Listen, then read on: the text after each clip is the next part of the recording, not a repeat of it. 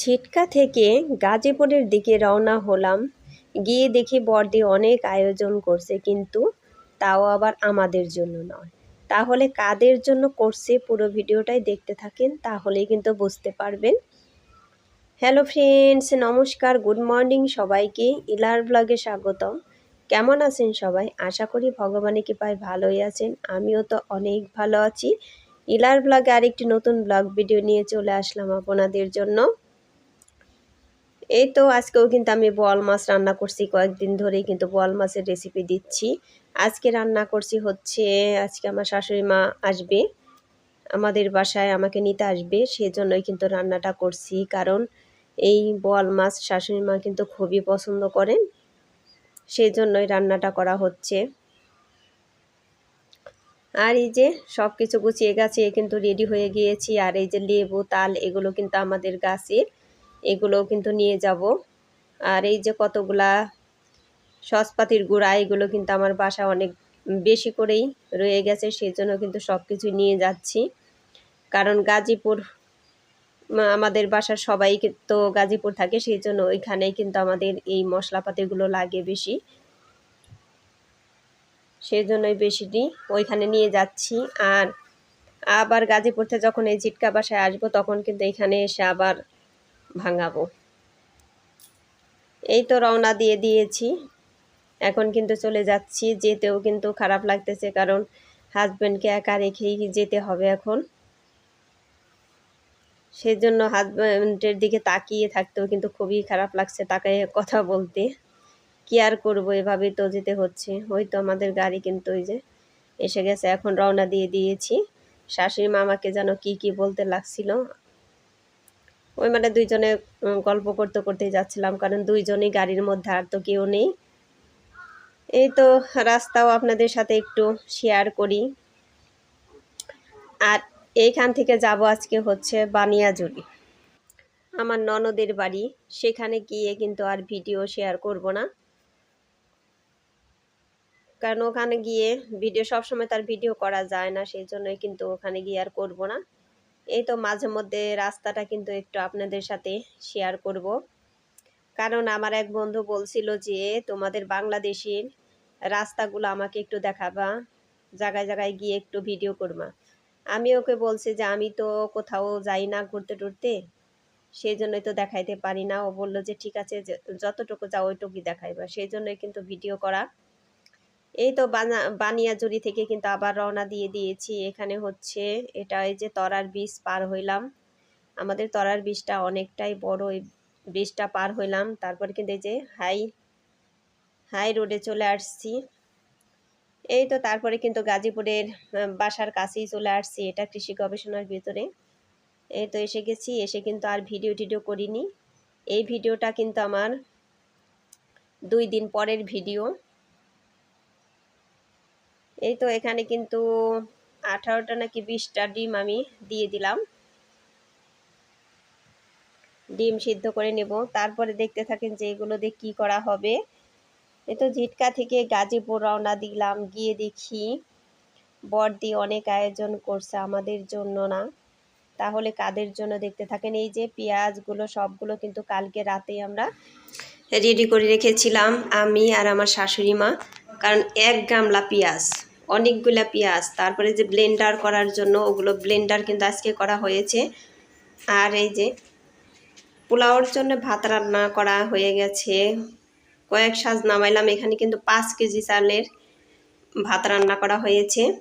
এখন এই যে ডিমগুলো ভেজে নিব। এগুলো ডিমও কিন্তু কালকেই সিদ্ধ করে তারপরে আমি খোসাগুলো ছাড়িয়ে রেখেছিলাম, কারণ এতগুলা ডিম কিন্তু আজকে সকালে এগুলো খোসা ছাড়াইতে পারতাম না, অনেকটাই সময় লাগতো। সেই জন্য কালকে এগুলো সব রেডি করে এই হলুদ মশলাপাতি মেখে রাখা হয়েছিল, আজকে ভাজা হচ্ছে। আর এই যে কতগুলা পেঁয়াজ, এগুলো কিন্তু বেরেস্তার জন্য বেরেস্তা করা হচ্ছে, 2 চুলায় দিয়ে দিয়েছে। এই সব রান্না বান্না করতে গেলে কিন্তু অনেকটাই মানুষের দরকার হয়, একা একা করা কিন্তু সম্ভবই না। এই তো এখন কিন্তু 2 জনেই কিন্তু করে নিব সব কিছু। এতগুলো পেঁয়াজ ভাজা হতে কিন্তু অনেকটাই সময় লাগবে, যে শুধু নাড়তেই হবে। না নাড়লে ওই এক পিঠ পুড়ে যাবে, আরেক পিঠ একটু কম থাকবে। এই তো এই কড়াই কিন্তু ভাজা হয়ে গিয়েছে, এখন এই যে উঠিয়ে নিচ্ছি। বেরেস্তাগুলো কালারগুলো খুবই সুন্দর হয়েছে। এখানে কিন্তু তেমন সুন্দর দেখা যাচ্ছে না, কারণ আমি একটু দূরে থেকে ক্যামেরাটা ধরেছি সেজন্য। আর আজকে আমাদের এখানে যে আমি যে ভয়েস দিচ্ছি, এখন আমাদের এখানে না প্রচুর বৃষ্টি হচ্ছে। আজকে সকালে এতটাই মেঘ করছিল, এতটাই অন্ধকার হয়েছিল, প্রচুর বৃষ্টি। মানে এইরকম বৃষ্টি অনেক দিন ধরে হয় না, একদম বৃষ্টিতে মনে হয় বন্যা হয়ে যাচ্ছে, এরকমই বৃষ্টি হচ্ছে আজকে। এই তো আরও কিছুটা বাকি আছে, ওগুলো কিন্তু ভেজে নিচ্ছি। ওদিকের কড়াইয়ের বেরেস্তা কিন্তু এখনো হয়নি, বর্দি শুধু নাড়তেই আছে।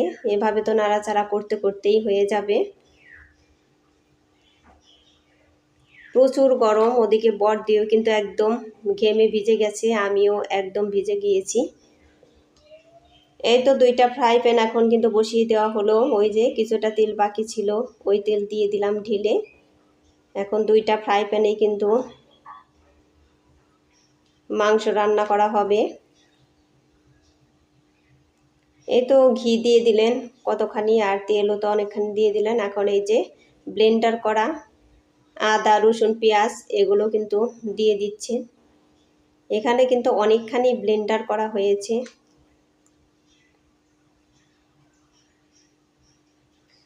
আর আজকে কিন্তু বিরিয়ানি রান্না হবে। এই বিরিয়ানিগুলো হচ্ছে স্কুলে নিয়ে স্কুলের বাচ্চাদের খাওয়াবে, কারণ ওই যে আমার ভাসুরপো যে ওর ক্লাসের বাচ্চাদের খাওয়ানো হবে। কারণ বড়দি আগেই বলছিল পরীক্ষার আগে যে ও যদি রেজাল্ট ভালো করে তাহলে মানে ওদের ক্লাসের বাচ্চাদেরকে এই বিরিয়ানি খাওয়াবে। তাই কিন্তু আর খাওয়ানো হচ্ছিল না। তারপরে আবার মাঝখানে বড়দি অসুস্থ হয়ে পড়লো, সেই জন্য কিন্তু খাওয়ানো হচ্ছিল না। এই তো তারপরে কিন্তু আমি আবার এই যে আসলাম, এখন কিন্তু খাওয়ানো হবে। এই তো এখন কিন্তু মশলাগুলো কষানো হচ্ছে, কালারটা কিন্তু দারুণ হয়েছে। তারপর ওই যে বিরিয়ানি মশলা টশলা সব কিছুই কিন্তু দিয়ে দিচ্ছে।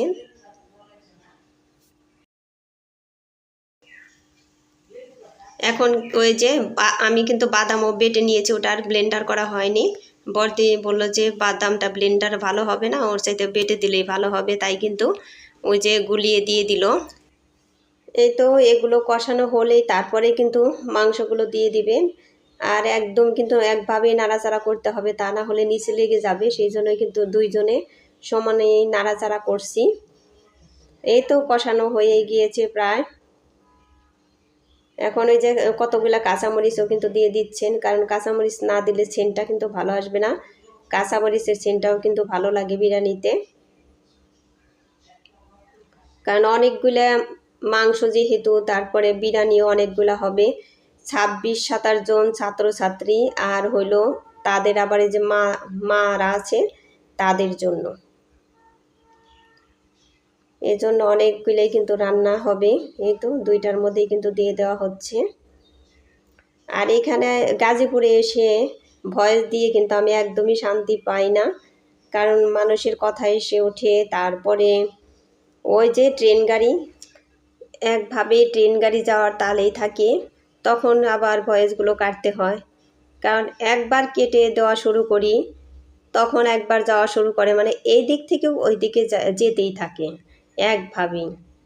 সেই জন্য ভয়েস দিয়ে কোনো আরাম পাইনি, কারণ এই শব্দ এসে উঠতেই পারে। বন্ধুরা একটু ম্যানেজ করে নেবেন সবাই। এই তো এখন কিন্তু আলুগুলো দিয়ে দিচ্ছেন, কারণ এখন আলুগুলো না দিলে কিন্তু একটু শক্ত শক্ত থাকতে পারে, ওগুলো খেতে বেশি ভালো লাগবে না। সেই জন্যই কিন্তু এই তো এখন এই যে আলুগুলো দিয়ে একসাথে কিন্তু আবার কষিয়ে নেবে। এই তো চিকেন রান্না কিন্তু হয়েই গিয়েছে প্রায়। ওই যে নিচে লেগে পড়ে দেখতে কিন্তু খুবই সুন্দর দেখা যাচ্ছে। 2টা ফ্রাই প্যানে না খুবই সুন্দর লাগছে, আর কালারও দারুণ হয়েছে দেখতে। ওই যে দেখেন একটু সামনেতে দেখাই, একদম সুন্দর হয়েছে। এখন এই যে বড়দি কিন্তু বিরিয়ানিটা সাইজ করছে। আগে চিকেন বিরিয়ানি দিয়ে দিল, তারপরে যে বেরেস্তা, এখন এই যে চিকেনগুলো দিয়ে দিচ্ছেন। এভাবে কিন্তু প্রসেসটা করবে। বন্ধুরা একটা লাইক দিয়ে আমার ভিডিওটি কন্টিনিউ করবেন, আপনাদের একটা লাইক আমার ভিডিওটিকে এগিয়ে যেতে সাহায্য করবে। আর ভিডিওটি স্কিপ না করে পুরোটাই দেখবেন, আশা করি ভগবানের কৃপায় অনেক ভালোই লাগবে। আর আমার চ্যানেলে নতুন হয়ে থাকলে একটা সাবস্ক্রাইব করে পাশে থাকা বেল আইকনে ক্লিক করে দেবেন, তাই নোটিফিকেশন চলে যাবে সবার আগে আপনার কাছে। আর ভিডিওটি যদি একটুকু ভালো লেগে থাকে তাহলে বন্ধুদের মাঝে শেয়ার করে দেবেন। এই তো এগুলো কিন্তু প্রসেস করা হয়ে গেল। আবার ওই যে কতগুলা বেরেস্তা দিয়ে দিলেন। আর শুধু তো একটাই না, আরও কয়েকটা গামলা টামলা সব কিছুতেই কিন্তু এগুলো প্রসেস করতে হবে, তা না হলে কিন্তু এতগুলা প্যাকেট করা খুবই কষ্ট হবে। রান্না করা হয়েছে তো অনেকটাই।